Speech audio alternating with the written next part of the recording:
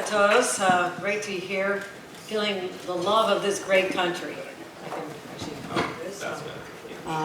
I've been so looking forward to this visit, and particularly this breakfast, because I've heard so much about this organization. I know that you've come to New York. You were just there in September, meeting many people who have an impact on business relationships, and that's critically important to all of us. But to also have a chance to meet Francesca Ranieri in person. I've known her name, her family name. I know all about Punta Cana. I don't think I have a single family member other than me who's not been there yet, and I aim to remedy that very soon. So I'm really looking forward to deepening the relationships, as Francesca mentioned.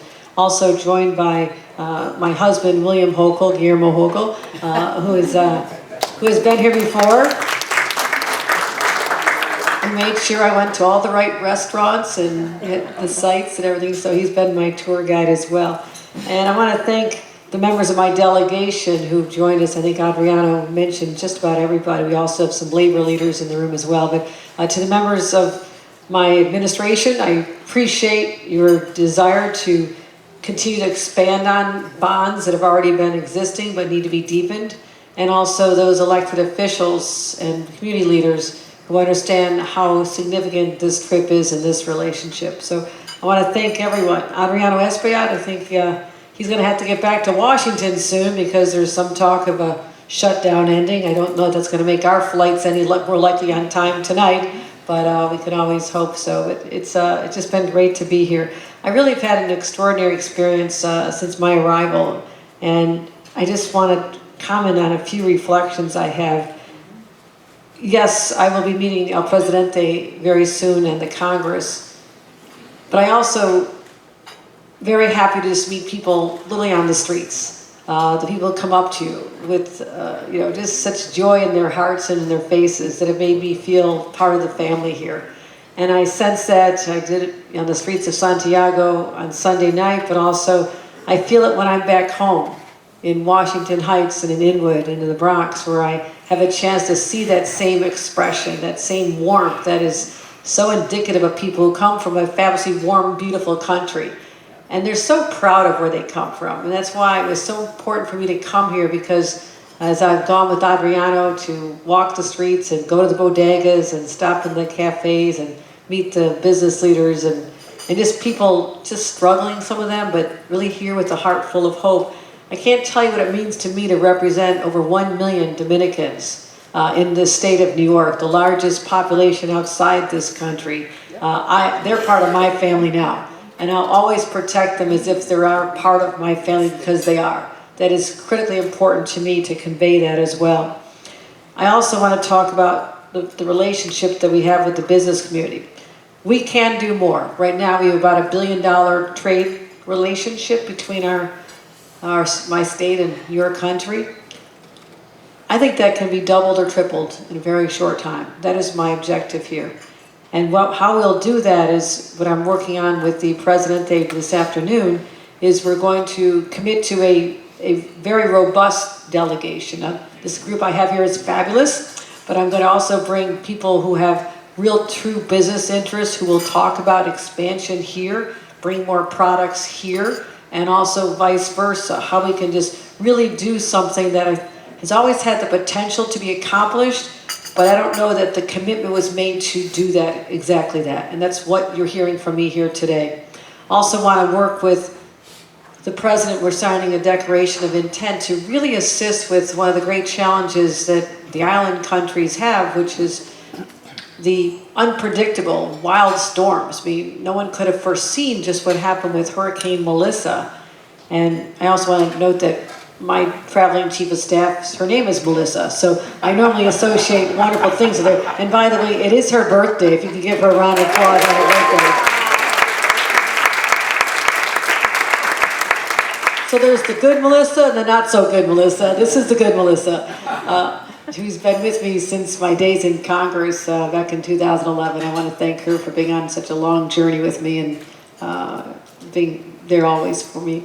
But I think when we think about the storms, we actually have some expertise in the state of New York that I want to make sure we share with all of you. that we have people studying this at our universities, our city university, our state universities. We have climate resiliency plans that we've developed over many years because, believe it or not, my first 2 weeks as governor 4 years ago, we had not one but 2 hurricanes hit the city of New York. Loss of life, about 17 people who were flooded in their basement homes, and you realize that the infrastructure on the streets did not protect them from the rising floodwaters. And so we have been very intense in focusing on those threats because climate change has turned our worlds upside down. We don't know what to expect. We had more tornadoes in New York previous summer, 34 tornadoes in New York State, more than all of what we call Tornado Alley in the midwestern part of our country. So we're ready to deal with climate. But the expertise we developed, we want to share with you. And that is exactly what we're talking about, creating a very strong relationship between our universities, with our experts in the administration, even drone technology. You know, we can identify some threats or dams, bridges that might be compromised that you otherwise would not know and try to build resiliency before something catastrophic happens. And I know we have our Commissioner of the Bridge Authority here as well. Raise your hand. She actually led a delegation, came here last year after there was some infrastructure challenges and brought people up to New York to talk about this. So I want to thank her also for the work she's done. So I just see great potential for a tighter alignment and working to make sure that businesses here can grow and prosper as we want them to do in upstate New York, and finding ways that we can basically really truly have your backs when it comes to the challenges of the environment and climate change. So we'll always be linked by a love of family and culture and music and food and all the wonderful things I experienced already here and see with the diaspora up in New York State, and to witness what I saw even at El Centro Leon. We're going to be taking ideas from that to build a culture for Dominican studies, a center in the state of New York, which we funded at $12.5 million already. I'm looking forward to that opening. And a place, there'll be a museum where people can come in and understand the story. Those who do not have that history can go learn, because I truly believe that shared understanding of values and diverse cultures and traditions and the festivals, it's a way we deepen our relationships with each other as humans, as opposed to the conflict that seems to have permeated at least our country intensely.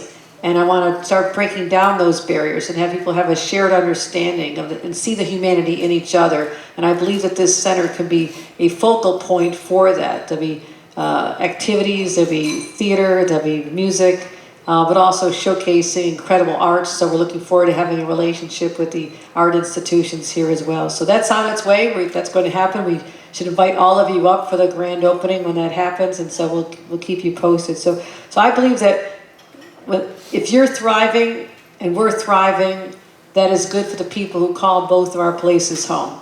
And I'm committed as the governor of the state of New York to that relationship, to assist with threats from the environment, but also threats from economic forces that are out there. And whether it's tariffs and other issues that become unexpected, but have created drivers and higher costs for Americans as well, we have to find ways to break through that and to not just have people survive, but to thrive.